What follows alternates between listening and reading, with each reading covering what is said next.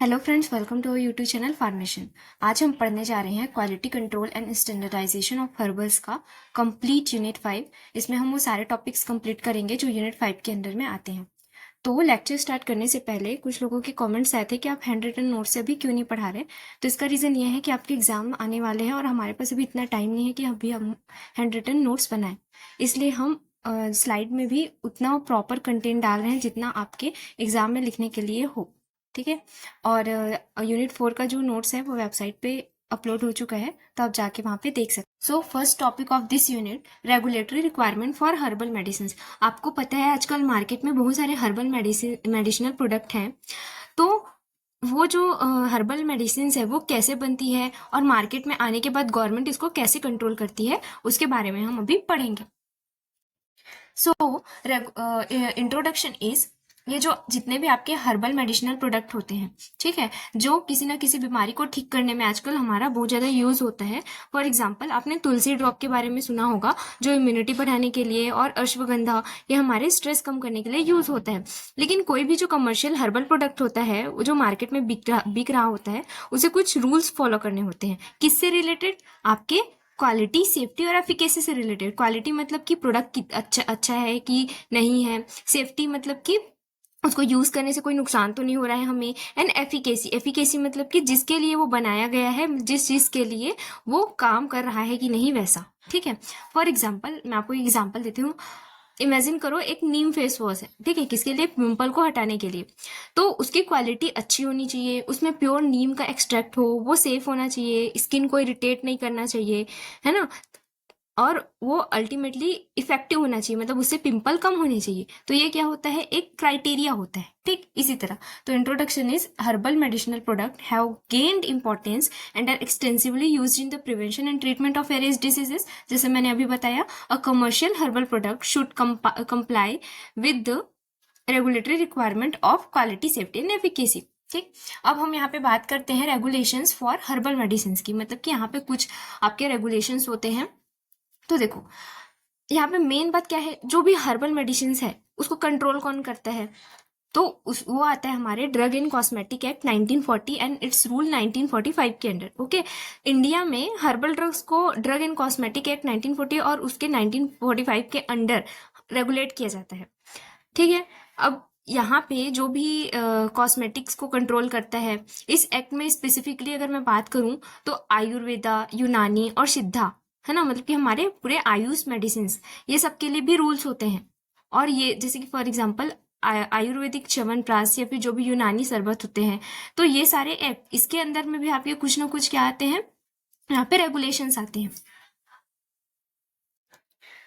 So, herbal drugs are regulated under the Drug and Cosmetic Act 1940 and its rule 1945 in India, where regulatory provisions for Ayurvedic, Unani, Siddha medicines are clearly laid down.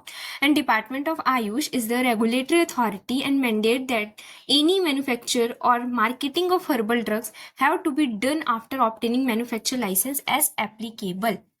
देखो, इसका मतलब क्या होता है कि department of Ayush जो है वो कहता है कि अगर आपको कोई भी हर्बल ड्रग आप बना रहे हैं या फिर बेच रहे हैं, तो सबसे पहले आपको मैन्युफैक्चरिंग लाइसेंस ये लेना पड़ेगा। बिना लाइसेंस के आप कुछ नहीं कर सकते। ठीक है। जैसे कि अगर आप कोई कफ सिरप भी बना रहे हैं तो यहाँ पे आपको आयुष से क्या लेनी पड़ेगी? परमिशन लेनी पड़ेगी। ठीक। Then drug and cosmetic act extend the control over licensing, formulation, composition, manufacture, labelling, packing, quality and export.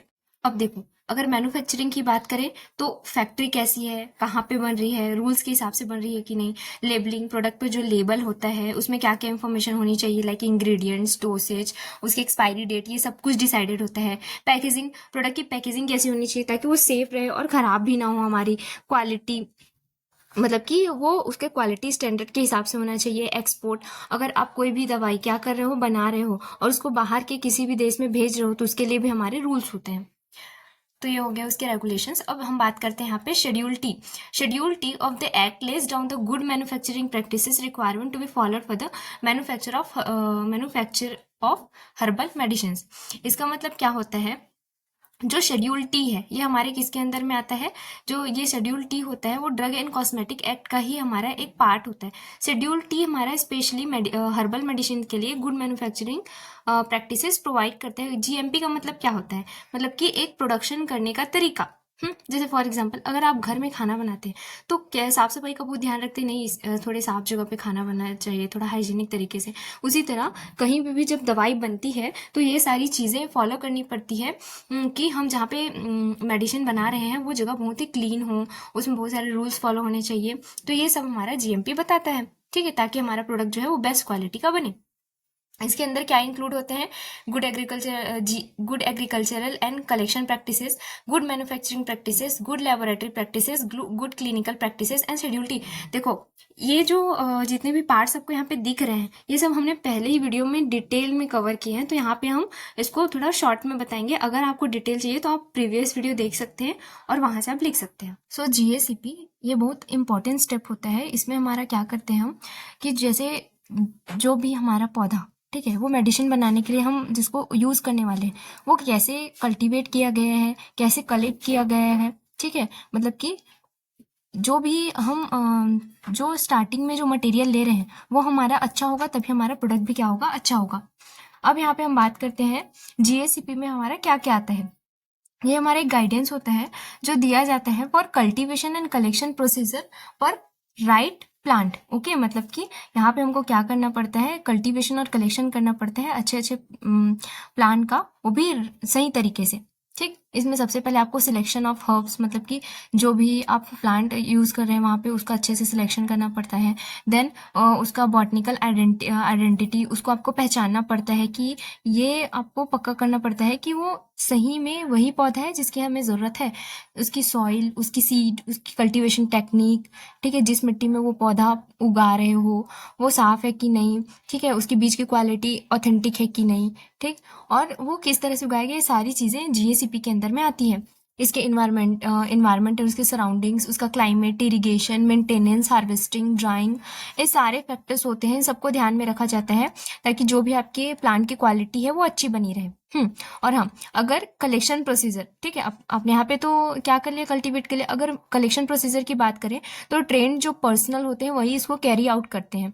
उन्हें कल्टीवेशन टेक्निक्स की जितनी भी एडिक्वेट नॉलेज होती है वो सारी होनी चाहिए, including the use of pesticide also, मतलब कि अगर ज़रूरी है तभी आप मिनिमल अमाउंट में क्या करेंगे, पेस्टिसाइड डालेंगे।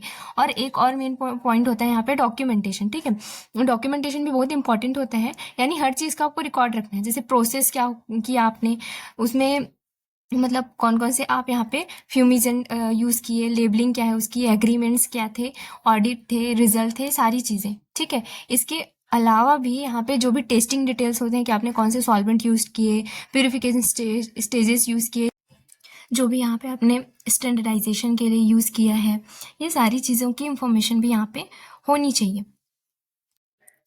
नेक्स्ट हम बात करते हैं गुड मैन्युफैक्चरिंग प्रैक्टिसेस की।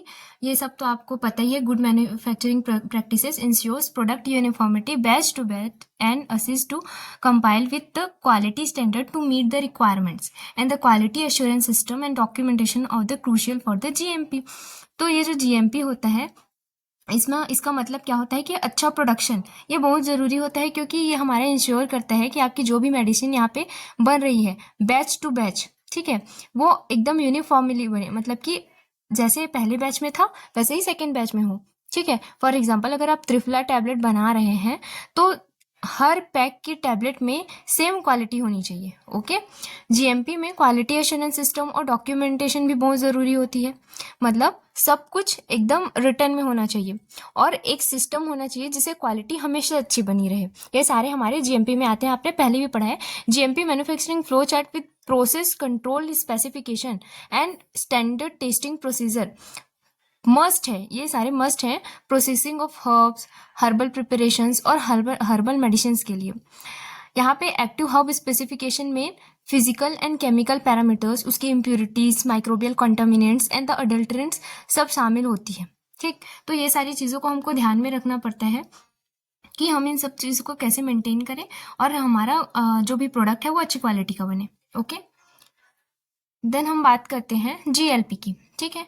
तो जीएलपी गुड लेबोरेटरी प्रैक्टिसेस, ये इंश्योर करता है कि जब आप अपने हर्बल मेडिसिन को टेस्ट करते हैं तो लैब में जो भी टेस्टिंग हो रही है वो reliable and the quality oriented हो, मतलब कि अच्छे तरीके से हो, वेल प्लान्ड हो, एनालिटिकल मेथड डेवलपमेंट और एनालिटिकल मेथड वैलिडेशन को अप्रूव लेबोरेटरीज में जीएलपी के अकॉर्डिंग करना चाहिए। ठीक है, ये सब हेल्प करता है कि क्वालिटी मैनेजमेंट सिस्टम ये सब हमारे बनाने में, जिसे हमारी जो भी यूनिफॉर्मिटी, कंसिस्टेंसी, रिलायबिलिटी और रिप्रोड्यूसिबिलिटी है, हमारे जो भी सारे टेस्टिंग पैरामीटर्स हैं, ये सारे हमारे इससे इंश्योर होते हैं। ओके, तो well planned analytical method development and analytical method validation in approved laboratory as per the GLP will help in setting up the quality management system. जो क्यूएमएस है उसको ये हमारा सेट करने में हेल्प करता है। ठीक है, and also it ensures the reliable and the quality oriented data. Then next is good clinical practices which is a GCP. तो GCP हमारा क्या होता है, यहाँ पे ये तब हमारा अप्लाई होता है GCP जब किसी हमारी जो नई हर्बल मेडिसिन है इसको ह्यूमंस पे ट्रायल किया जाता है। ठीक, तब ये हमारा गुड क्लिनिकल प्रैक्टिसेस फॉलो किया जाता है। हर्बल मेडिसिन को हर्बल एनाटॉमिकल थेराप्यूटिक केमिकल जो HATC होता है उसके अंडर क्लासीफाई किया जाता है based on the nomenclature, therapeutic activity to at the study of safety और क्लिनिकल डाटा।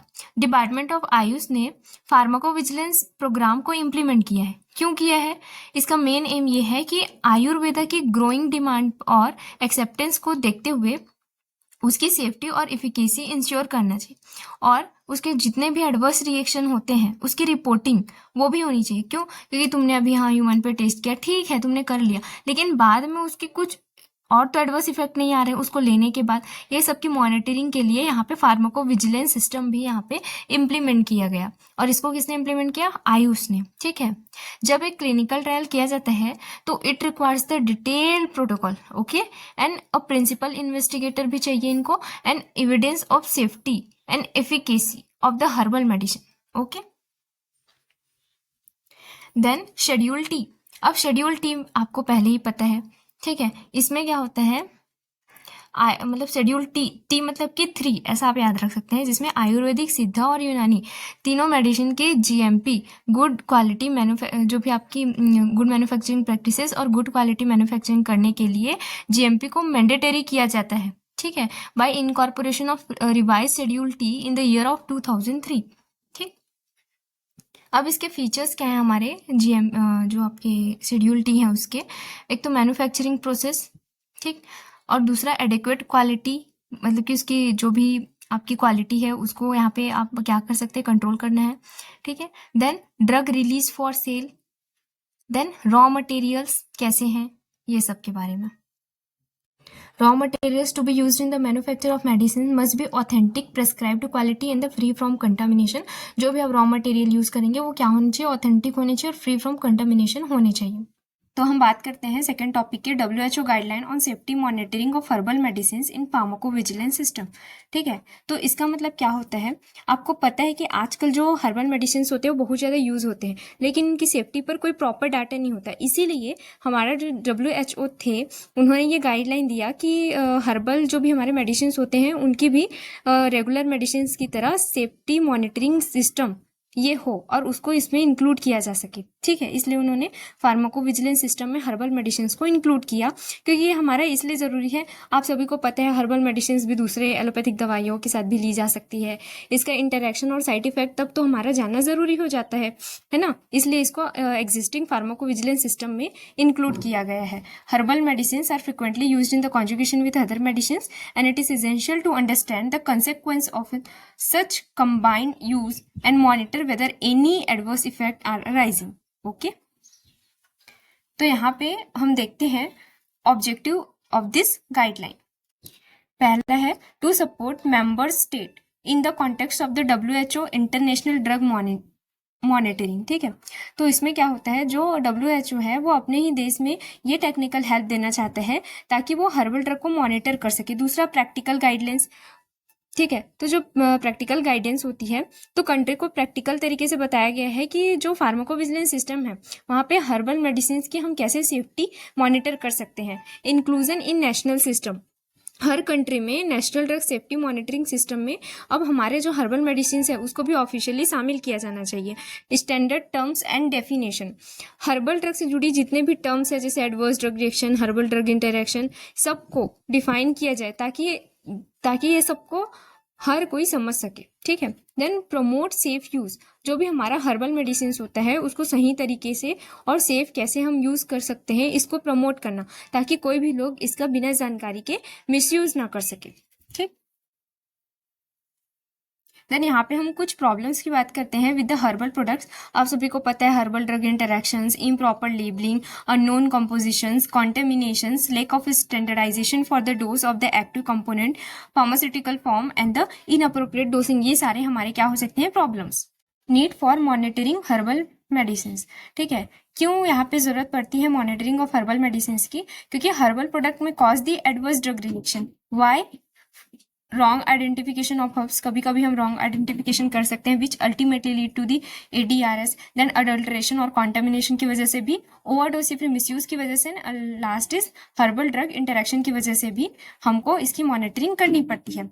हम बात करते हैं की रिकमेंडेशंस ऑफ WHO गाइडलाइन की। पहला है नेशनल फार्माकोविजिलेंस सिस्टम। तो इसमें क्या होता है, नेशनल फार्माकोविजिलेंस सिस्टम में हर्बल मेडिसिन को इंक्लूड करना। हर्बल मेडिसिन को ऑफिशियली ड्रग मॉनिटरिंग सिस्टम में हम इंक्लूड करते हैं ताकि हर देश के लिए एक प्रॉपर पॉलिसी बने, ठीक। दूसरा, identification and reporting, proper documentation of herbal product like name, their common name, local name is crucial, ठीक है। प्रॉपर डॉक्यूमेंटेशन तो जरूरी होता है, ये सब आप अभी तक पढ़ते आ रहे हैं। रिपोर्टिंग सिस्टम शुड इंक्लूड, यहाँ पे जो भी रिपोर्टिंग सिस्टम होता है इसमें क्या है, प्रोडक्ट नेम, उसका बॉटनिकल नेम, उसका लोकल नेम, किस पार्ट का यहाँ पे हम यूज करते हैं, लाइक लीफ, रूट, बार, किसका, तैयारी मतलब उसको हम प्रिपेयर कैसे करते हैं, लाइक पाउडर फॉर्म में, डिकॉक्शन, कैप्सूल, है ना, लिक्विड किस में, एंड डोज कितने दिनों तक मतलब लेना चाहिए, कैसे लेना चाहिए, उसका एडवर्स साइड इफेक्ट कितना हुआ या कितना होता है, उसका डिस्क्रिप्शन, ये सारी इसमें इंक्लूड होती है। देन चैलेंजेस इन मॉनिटरिंग, ठीक, इसमें अब क्या क्या दिक्कतें आती है। फर्स्ट इज फूड सप्लीमेंट, ठीक है। Herbal product often sold as food supplement, no strict regulation, ठीक है। क्या होता है, इसको हम ऐसे फूड सप्लीमेंट की तरह देते हैं, कई बार इन्हें मेडिसिन से नहीं माना जाता, इसलिए ये रेगुलेशन थोड़ा वीक हो जाता है। दूसरा, स्टैंडर्डाइजेशन की कमी, हर डोज में इक्वल क्वांटिटी भी नहीं होती इसलिए। तीसरा, सही सोर्स और कंपोजिशन का पता लगाना ही मुश्किल हो जाता है।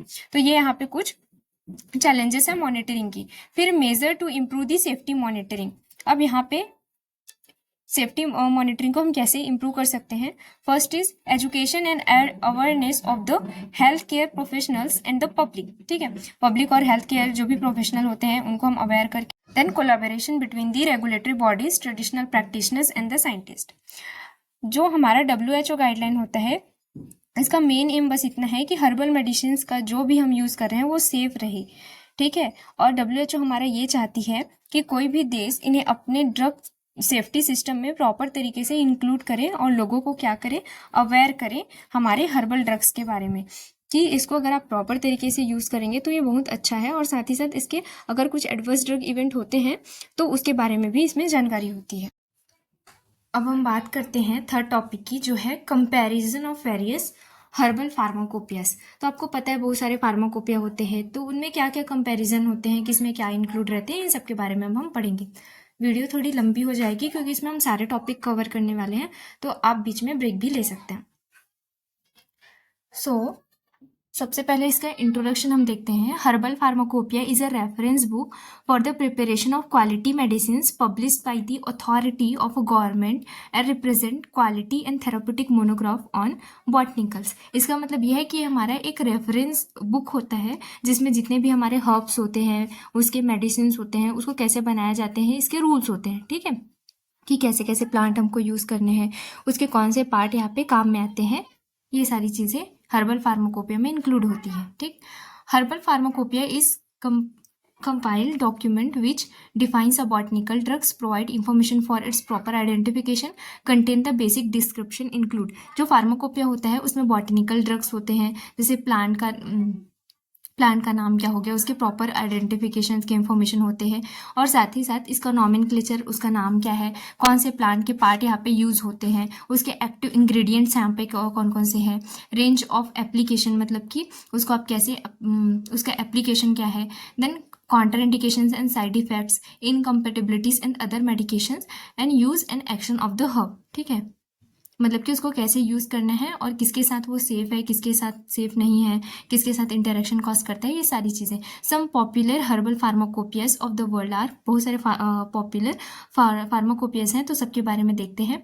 American herbal pharmacopoeias, American, African herbal pharmacopoeia, British herbal pharmacopoeia, Korean herbal pharmacopoeia, pharmacopoeia of the people's republic of China, the Turkish pharmacopoeia Argentina, Brazilian pharmacopoeia and the Indian herbal pharmacopoeia.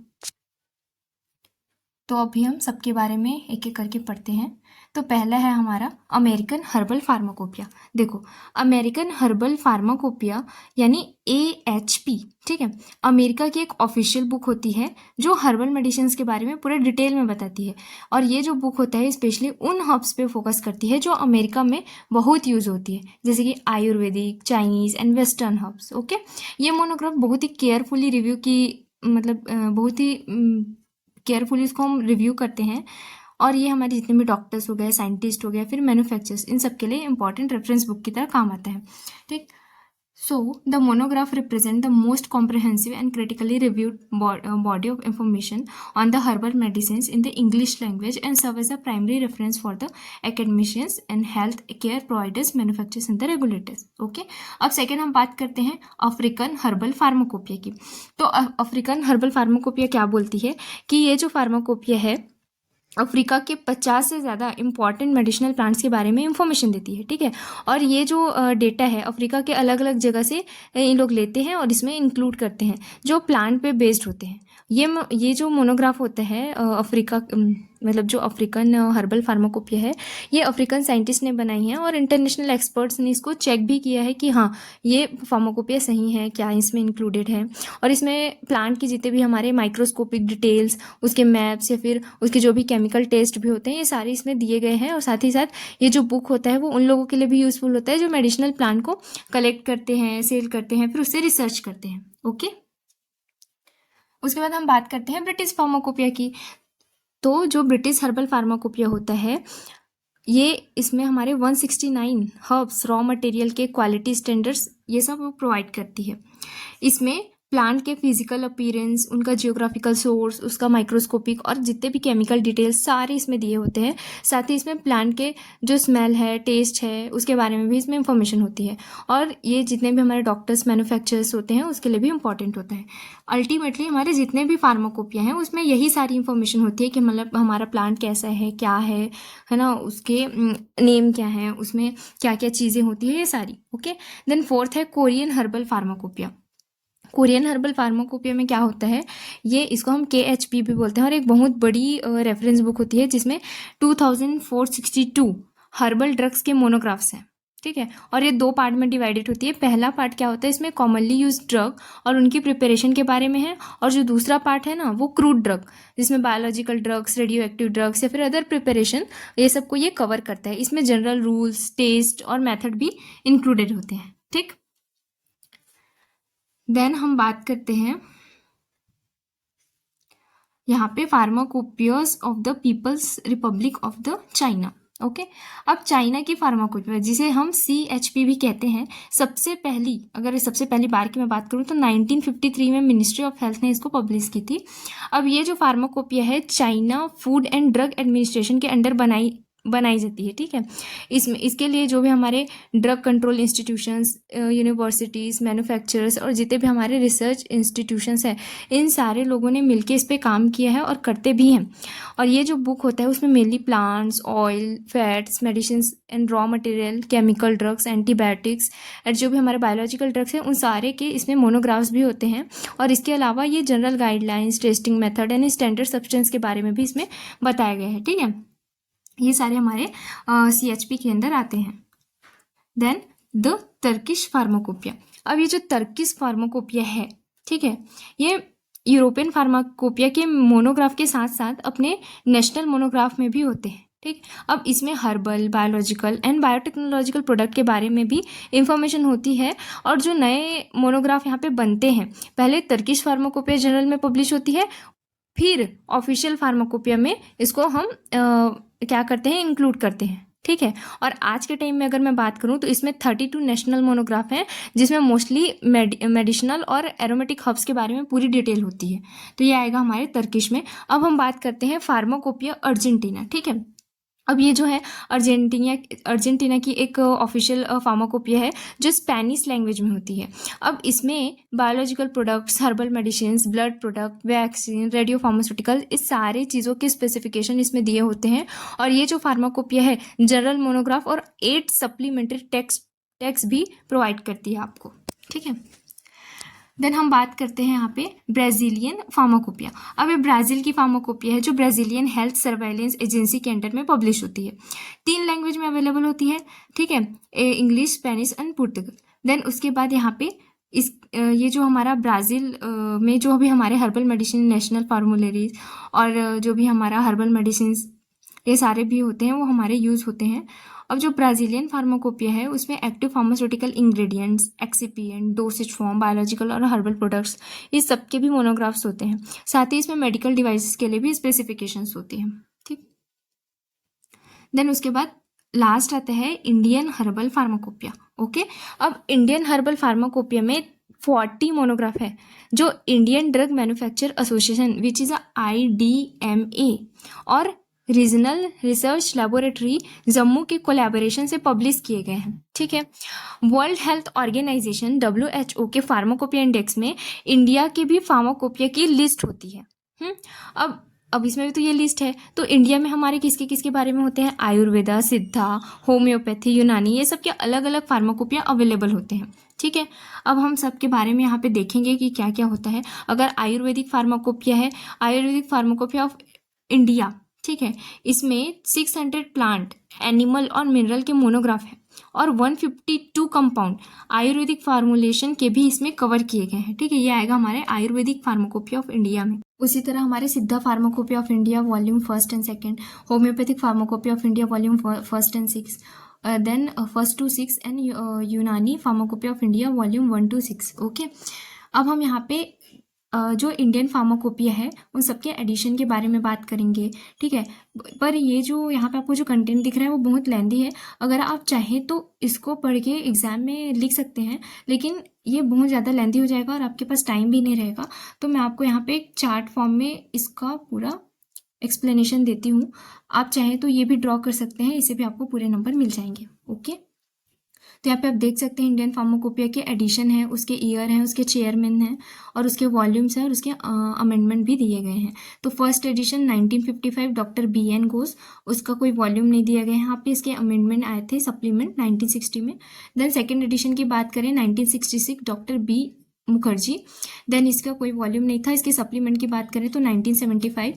Third edition की बात करते हैं 1985 doctor Nityanand, volume 2 and amendment 1989 and 1991. Fourth edition 1996 doctor Nityanand, volume 2, ठीक है। Then यहाँ पे amendment की बात करें 2000 विद सप्लीमेंट 2000, अमेंडमेंट 2002 एंड 2005। उसी तरह से आप देख सकते हैं 5th, 6th, 7th, 8th and 9th addition तक ये आपका ओवरऑल समरी है। सो फाइनली हम लास्ट टॉपिक की बात करते हैं which is role of chemical and biological markers in standardization of herbal products, okay. तो इसका मतलब क्या होता है, जैसे कि हर्बल प्रोडक्ट की स्टैंडर्डाइजेशन के लिए जो भी हमारे रेगुलेटरी गाइडलाइंस हैं, है ना, जो हमारे फार्माकोपिया के अकॉर्डिंग बहुत सारे इसके माइक्रोस्कोपिक इवेल्युएशन और जो भी केमिकल प्रोफाइलिंग की जाती है वो सब के बारे में कैसे की जाती है, क्या क्या यूज़ किया जाता है, वो सब हम पढ़ेंगे, ठीक है।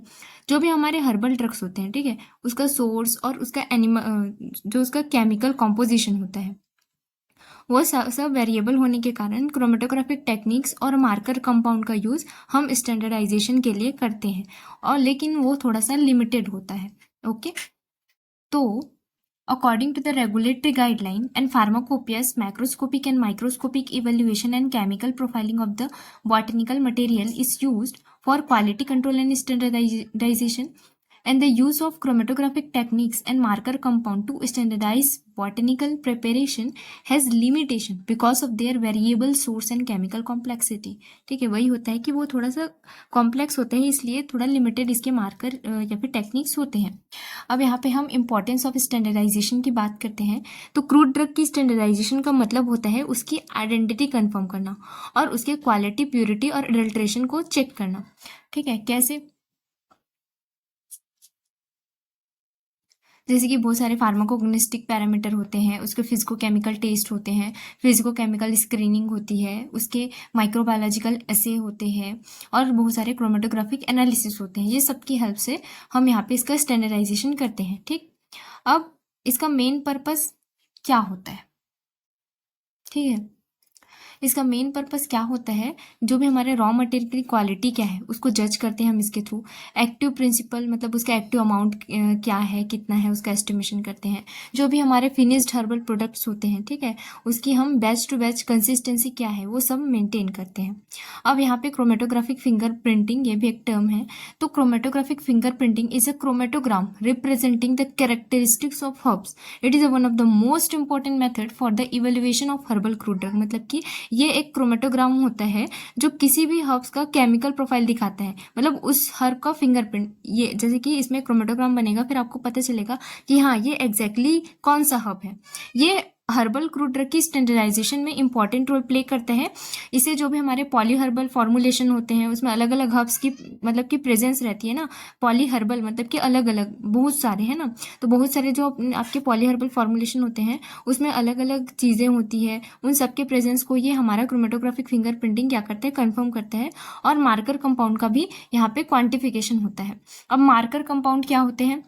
मार्कर कंपाउंड वो प्योर और स्पेसिफिक केमिकल सब्सटेंस होते हैं जो किसी भी क्रूड ड्रग की आइडेंटिटी कंफर्म कर सकते हैं। जैसे कि मार्कर कंपाउंड मतलब करक्यूमा लॉन्गा, उसमें करक्यूमिन उसका मार्कर कंपाउंड है, कुछ इस तरह से। ठीक है, marker compounds are of interest for quality control purpose and they may और may not contribute to the therapeutic activity. तो ये जो मतलब मार्कर जो होते हैं वो थेरापेटिक एक्टिविटी दे भी सकते हैं और नहीं भी। ठीक, अब यहाँ पे हम role of markers in standardization of herbal product इसको समझते हैं कि क्या रोल होता है। जो भी हर्बल प्रोडक्ट की क्वालिटी को मेंटेन करने के लिए मार्कर कंपाउंड का सिलेक्शन हम करते हैं वो बहुत इंपॉर्टेंट होता है। क्यों इंपॉर्टेंट होता है? क्योंकि ये जो मार्कर है वो हमारे कई स्टेजेस पे यूज़ किए जाते हैं। For example, original plant species की हम ऑथेंटिफिकेशन करते हैं कि हाँ ये वही है कि नहीं, by the help of this marker. And best quality के रॉ मटेरियल को हम इससे चूज़ करते हैं। हार्वेस्टिंग के बाद इसकी हैंडलिंग को भी इवेल्युएट कर लेते हैं। इंटरमीडिएट और फाइनल प्रोडक्ट की क्वालिटी भी चेक करते हैं by the help of this markers. ठीक है, इसमें हार्मफुल या फिर टॉक्सिक चीज़ की पहचान भी कर लेते हैं। यहाँ पे हम बात करते हैं टाइप्स ऑफ मार्कर कंपाउंड्स की। तो chemical markers, biochemical markers and molecular और डीएनए मार्कर्स, 3 तरह के होते हैं। तो पहले हम बात करते हैं केमिकल मार्कर्स की। Chemical markers are a unique component that contribute to the therapeutic effect of herbal medicines। मतलब कि जो केमिकल मार्कर होते हैं ऐसे यूनिक कंपोनेंट होते हैं जो जो भी हमारे हर्बल होते हैं उसकी थेरापेटिक एक्टिविटी को बताते हैं। इनका यूज़ रिसर्च और स्टैंडर्डाइजेशन में बहुत ज़्यादा ज़रूरी होता है। जैसे कि अगर मैं इसके एप्लीकेशन की बात करूं तो एक तो जो भी हमारे अडल्ट्रेंट होते हैं उसके आइडेंटिफिकेशन में यूज़ होते हैं। दूसरा, हर्बल मेडिसिन्स के जो मल्टीपल सोर्स होते हैं उसको हम पहचान सकते हैं। बेस्ट हार्वेस्टिंग टाइम डिसाइड करते हैं by the help of this chemical markers. Collection site confirm करते हैं। प्रोसेसिंग मेथड को इवेलुएट करते हैं। किसी भी हर्ब से होने वाली पॉइजनिंग की हम यहाँ पे आइडेंटिफिकेशन करते हैं। जो भी हमारे हर्बल जो पार्ट्स होते हैं उसकी हम क्वालिटी को असेस करते हैं। प्रॉपर्टी प्रोडक्ट की यहाँ पे आइडेंटिफिकेशन करते हैं। प्रोडक्ट की स्टेबिलिटी और सेल्फ लाइफ पता करते हैं। और जो भी न्यू ड्रग डिस्कवरी के लिए लीड कंपाउंड होता है उसको भी हम इसके थ्रू डिटेक्ट करते हैं। ठीक, एग्जाम्पल की बात करूँ तो गैम्बो, जो भी हमारे गैम्बोजिक एसिड होता है ये एक अच्छा लीड कंपाउंड होता है। Then second is biochemical marker. Biochemical marker ऐसे मार्कर होते हैं जो किसी भी प्लांट की आइडेंटिफिकेशन में हेल्प करते हैं। ये 2 तरह के हो सकते हैं। एक तो होता है आइसो एंजाइम और दूसरा होता है प्रोटीन्स। ठीक, आइसो एंजाइम क्या होते हैं? आइसो एंजाइम वो एंजाइम होते हैं जो एक ही काम करते हैं, लेकिन उसकी स्ट्रक्चर, लोकेशन, चार्ज और स्टेबिलिटी सब अलग होती है। इनका यूज़ हम पॉपुलेशन जेनेटिक्स में करते हैं, जैसे कि एक स्पीसीज, ठीक है, एक स्पीसीज है, उसके अंदर में अगर हमको जेनेटिक वेरिएशन पता करना है तो हम इसी की हेल्प से करते हैं, ठीक है। या फिर अलग अलग पॉपुलेशन है या फिर सब पॉपुलेशन है, उसकी स्टडी करनी है, तभी हम बायोकेमिकल मार्कर्स का यूज़ करते हैं। For example, the isoenzyme pattern of glucose 6-phosphate dehydrogenase has been used for the identification of eclectic prostate, which is a falsidase. Then molecular, genetic और DNA markers. DNA markers आजकल herbal drug standardisation में सबसे reliable माने जाते हैं। क्या इसका importance होता है, मतलब कि ये जो डीएनए मार्कर्स होते हैं वो, क्योंकि ये अनलिमिटेड होते हैं, मतलब किसी भी अमाउंट में इसको हम तैयार कर सकते हैं और इन पर जो भी हमारा इन्वायरमेंट, प्लांट या फिर उसकी एज या फिर उसकी हेल्थ का कोई भी असर नहीं पड़ता। डीएनए हमारा फ्रेश या फिर ड्राइड किसी भी प्लांट टिश्यू से निकाला जा सकता है, इसलिए सबसे बेस्ट होता है।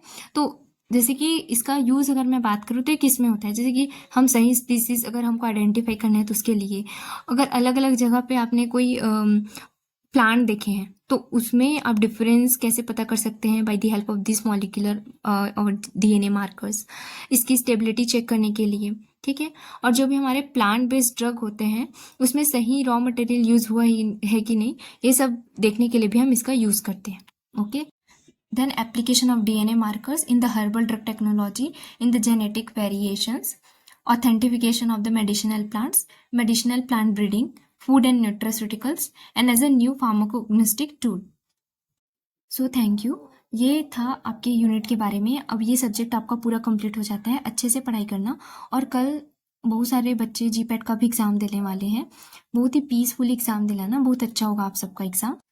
सो फ्रेंड्स, अगर आपको वीडियो अच्छी लगी हो तो please like, subscribe and share जरूर करें। आप हैंड रिटन नोट्स के लिए हमारे टेलीग्राम ग्रुप या वेबसाइट पे भी जा सकते हैं, जिसका लिंक डिस्क्रिप्शन में है।